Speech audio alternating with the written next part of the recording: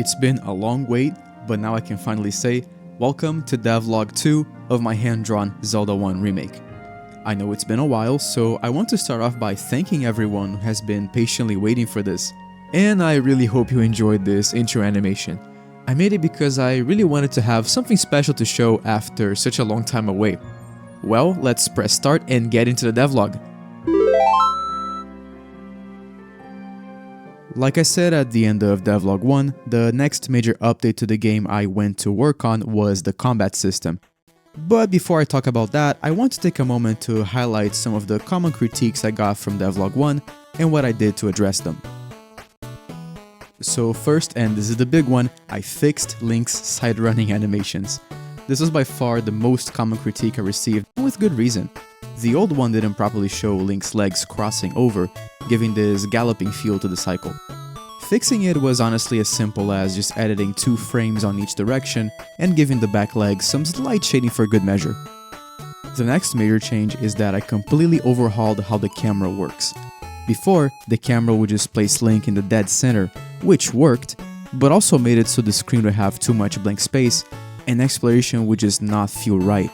In Devlog 1, I made a point to talk about how the scrolling camera effect from the original adds a sense of anticipation to the player when going to a new screen, but in the end, the fade in fade out effect alone was not cutting it.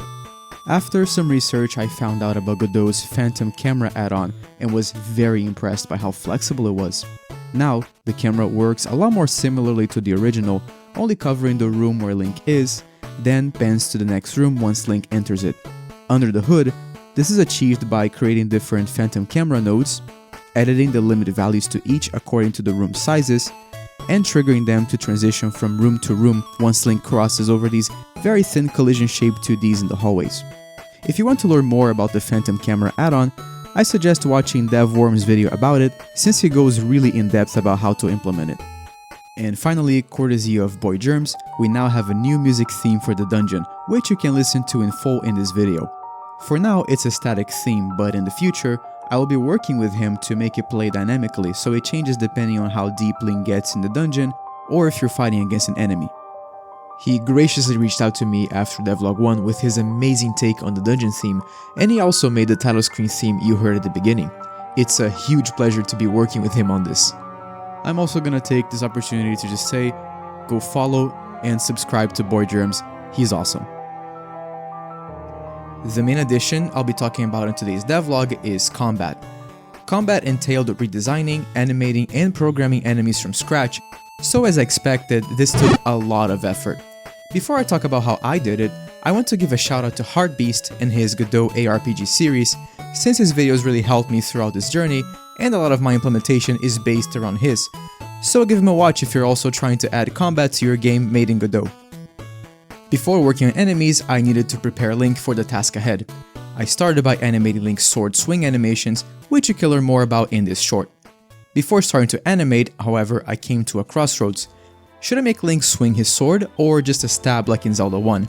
I chose a swing because I think it makes for a more fluid gameplay experience, and also because every top-down Zelda game after Zelda 1 used a swing, so it didn't make much sense to go back to a stab. This is a remake after all. I also added a roll movement, which is something that's usually more common in 3D Zelda, but I was inspired to add it after playing through some Minish cap. I like how it gives the player an extra movement option to either engage with an enemy more aggressively, or as a faster way to run away.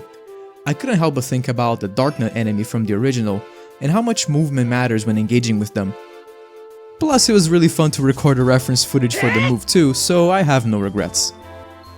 Now that Link has all the animations he needs, I can make him play these animations when pressing a key, but now that's all they are, just animations. The roll state was fairly simple to make, thanks to the animation player node and how I can add keyframes that change the roll speed variable, making it really simple to polish and make sure that it has a good feel.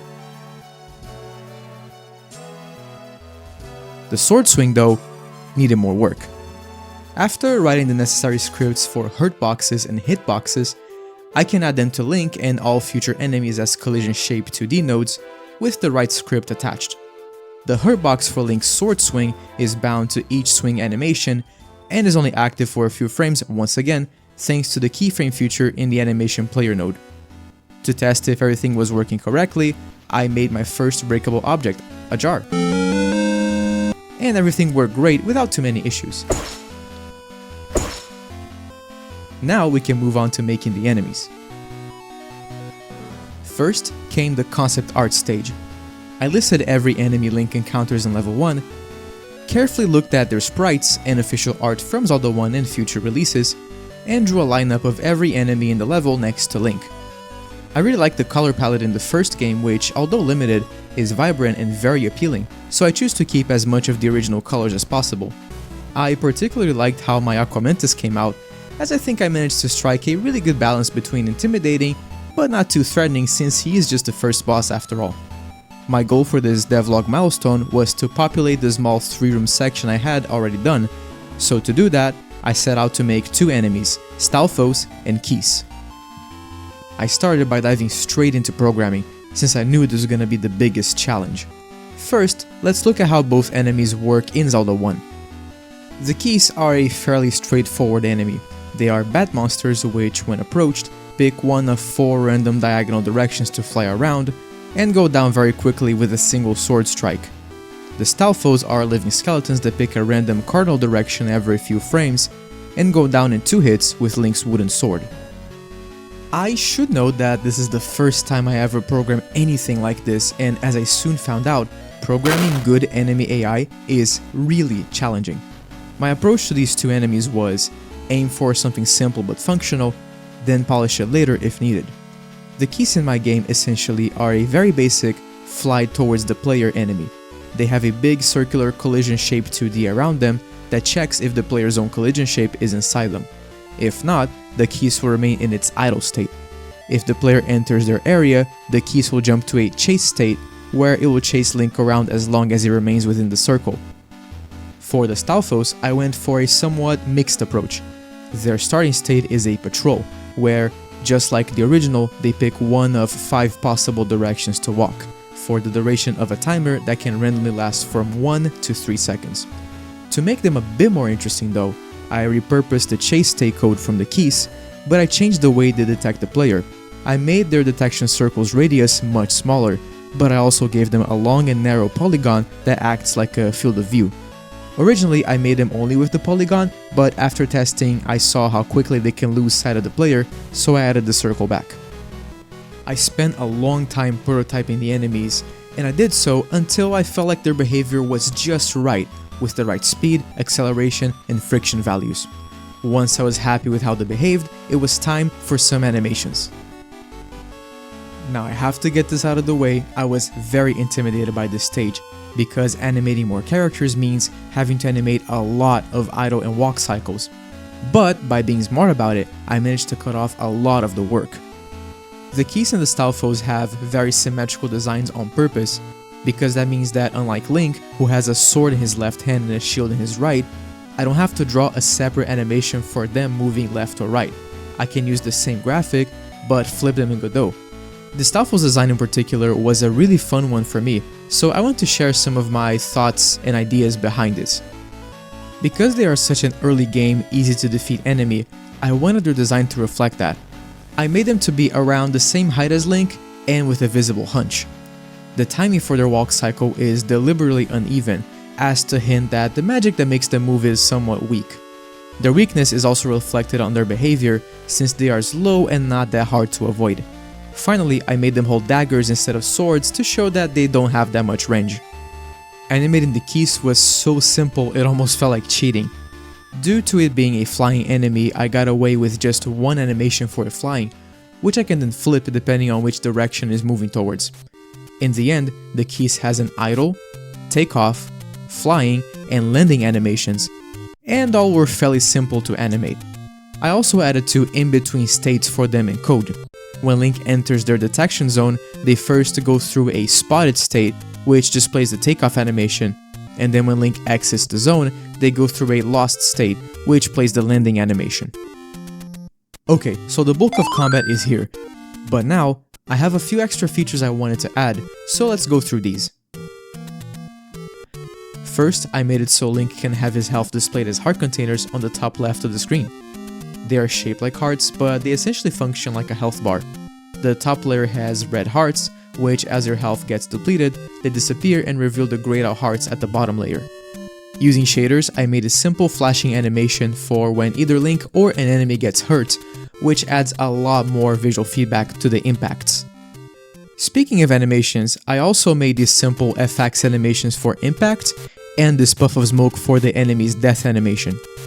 Last but not least, I took some time aside to work on sound effects.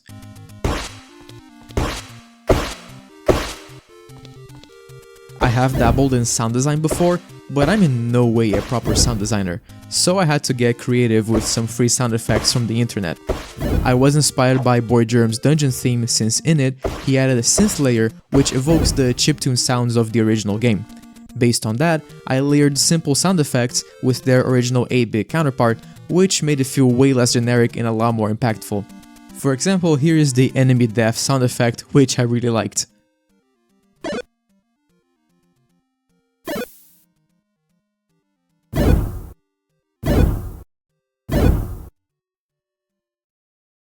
Phew, all of this was a lot of work, so now let's sit back and see how it all looks together.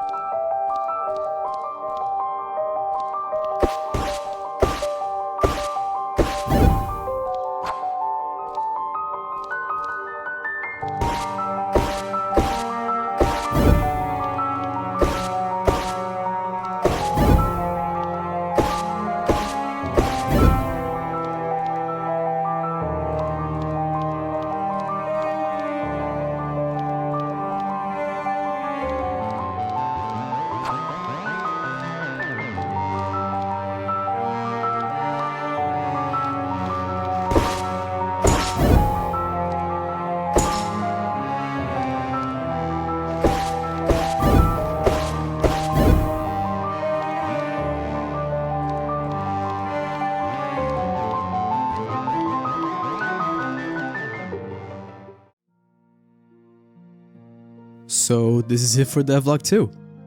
I think I'm far from being done with these enemies, especially their behavior. The keys are okay, but the Stalfos could use more polish. But overall, I'm really happy with what I managed to get done here. As I build on top of what I have and make new enemies, I'll definitely come back to these two with whatever new knowledge I get, or possibly even collaborate with someone else who knows more about enemy programming. For Devlog 3, I plan to work on developing the dungeon's layout, so Link has a bit more space to roam around instead of just these 3 small rooms which, to be honest, are starting to feel a bit narrow. Before signing off though, I have an announcement. I've launched a Ko-fi page for whoever would like to support me as an artist and creator. I am centering it around my art and animation work, so if you support me there, you can get early access to work-in-progress animations and behind-the-scenes material. For example, before I start Devlog 3, I'll be working on a bonus episode where I talk about the making of the intro animation you saw, and you can catch that earlier on Ko-fi when it comes out. And last but not least, please remember to like, comment, and subscribe as we move forward with my hand-drawn Zelda 1 remake. Bye for now.